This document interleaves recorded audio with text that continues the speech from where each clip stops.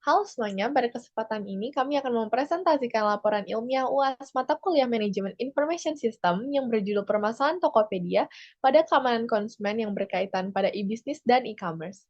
Sebelumnya, perkenalkan, kami dari jurusan Manajemen kelas D, kelompok 8. Nama saya Milka Abigail Soetadi, Nama saya Stefani Sheila. Nama saya Lydia Setiawan. Nama saya Michelle Wijaya. dan untuk bagian pertama akan dijelaskan oleh rekan saya, Sheila. Baik, terima kasih Milka. Saya mulai dengan latar belakang dari laporan ini. Perkembangan teknologi telah berkembang pesat dalam dunia bisnis, terutama di Indonesia dengan munculnya e-bisnis dan e-commerce. Dengan adanya perkembangan, tidak menutup kemungkinan munculnya tantangan terkait keamanan data konsumen. Tokopedia merupakan salah satu e-commerce yang berkembang di Indonesia dan mengalami insiden kebocoran data pada tahun 2020.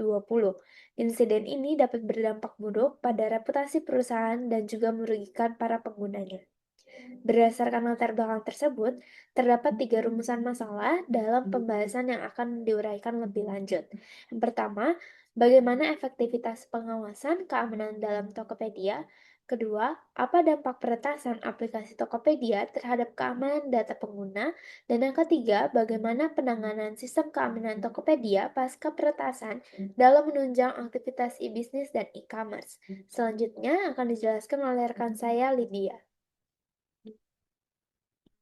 Baik, terima kasih Sila dan seluruh rekan atas kesempatannya. Saya akan melanjutkan mengenai tujuan penelitian dan manfaat penelitian. Langsung saja ke tujuan penelitian, yaitu pertama, menganalisis efektivitas keamanan. Yang kedua, menganalisis dampak peretasan. Yang ketiga, menganalisis bagaimana Tokopedia menangani aktivitasnya untuk menunjang e-commerce dan e-bisnis. Lalu, manfaat penelitian, yaitu yang pertama, menambah wawasan untuk mengetahui pentingnya keamanan. Yang kedua, memberikan panduan bagi penulis selanjutnya tentang keamanan e-commerce dan e-bisnis. Dan yang terakhir, yaitu dapat memberi pemahaman dengan waspada pada penggunaan e-commerce dan e-bisnis. Selanjutnya akan dijelaskan oleh rekan saya, Michelle. Baik, terima kasih Lydia. Saya lanjutkan dengan landasan teorinya. Pertama, konsep e-commerce dan e-bisnis. E-commerce dan e-bisnis memiliki beberapa persamaan tujuannya untuk transaksi secara online. Tetapi dalam e-bisnis mencakup jaringan yang lebih luas dalam proses bisnis digital seperti pengelolaan stok dan layanan pelanggan.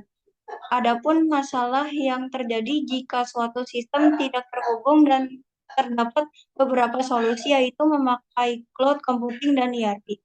Selanjutnya akan dilanjutkan oleh Sheila. Terima kasih, Michelle. Selanjutnya, laporan ini menggunakan metode penelitian campuran, yaitu metode kualitatif dan metode kuantitatif, dengan teknik pengumpulan data melalui studi pustaka dan menyebarkan kuesioner melalui Google Form kepada 20 responden pengguna Tokopedia. Selanjutnya akan dijelaskan oleh rekan saya, Milka. Baik, terima kasih Sheila. Untuk efektivitas sistem keamanan, Tokopedia menunjukkan bahwa sistem keamanannya belum cukup kuat untuk mencegah serangan siber berskala besar.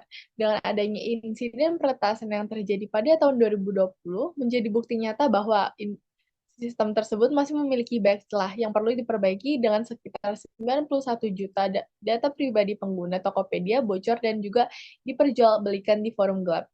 Kemudian untuk kebocoran data pribadi pengguna juga dapat disalahgunakan untuk tindakan penipuan, phishing, dan juga pencurian identitas. Selain itu, reputasi perusahaan menjadi buruk, kepercayaan pengguna menurun, dan Tokopedia berpotensi dikenakan sanksi apabila terbukti lalai dalam menjaga keamanan data pelanggan. Selanjutnya akan dijelaskan oleh rekan saya, Lydia.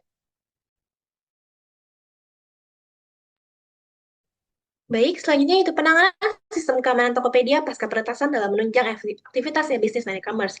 Tokopedia harus meningkatkan keamanannya untuk mempertahankan aktivitasnya. Untuk memperbaiki keamanannya, Tokopedia dapat menciptakan keamanan dengan artificial intelligence, menjadi pengawas dalam aplikasi jika terdapat aktivitas aneh dan big data analis berfokus pada kepentingan privasi pengguna. Tokopedia harus semakin meningkatkan sistem keamanan data teknologi pada aplikasi tersebut, yaitu dengan AI yang memunculkan notifikasi himbauan pada pengguna apabila terdapat aktivitas aneh dan peningkatan teknologi scan wajah saat mengakses data privasi pengguna. Selanjutnya akan dijelaskan oleh rekan saya, Milka. Baik, terima kasih. Untuk mendukung analisis ini, kami juga menyebarkan kuesioner kepada 20 responden yang menunjukkan bahwa sebanyak 87,5% responden pernah menggunakan Tokopedia, namun hanya 25% yang menilai Tokopedia sebagai platform yang sangat aman. Misalnya menganggap keamanan Tokopedia masih kurang aman. Bahkan ada yang menjawab tidak aman dan memberi saran agar Tokopedia perlu lebih memperhatikan sistem keamanannya. Selanjutnya akan dijelaskan oleh rekan saya, Michelle. Jadi kesimpulan dari laporan ini adalah Tokopedia pernah mengalami kebocoran data pada Mei 2020. Ini membuat para penggunanya khawatir. Sebagai respon dari perusahaan untuk masalah itu, Tokopedia meningkatkan keamanan dengan teknologi AI. Dari hasil survei menunjukkan bahwa terdapat beberapa orang yang merasa sangat aman, tetapi masih ada yang memiliki keraguan juga.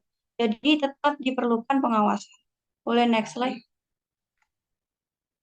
Dari penelitian ini ada beberapa saran. Yang pertama, Tokopedia dan platform e-commerce lainnya perlu meningkatkan sistem keamanan informasi dengan teknologi terbaru. Kedua, untuk para pengguna e-commerce agar lebih waspada dalam menjaga data pribadinya. Terakhir, untuk peneliti selanjutnya agar mengambil jumlah responden yang lebih besar agar hasil penelitian lebih luas dan representatif. Sekian dari saya. Berikut merupakan daftar pustaka dari laporan yang telah kami buat. Demikian presentasi dari kami. Mohon maaf apabila ada kesalahan dalam presentasikan hasil laporan yang telah kami buat. Dan terima kasih kepada dosen pengampu mata kuliah Information System Management yaitu Dr. Erik Fernando, Sarjana Komunikasi Magister Science. Sekian dan terima kasih.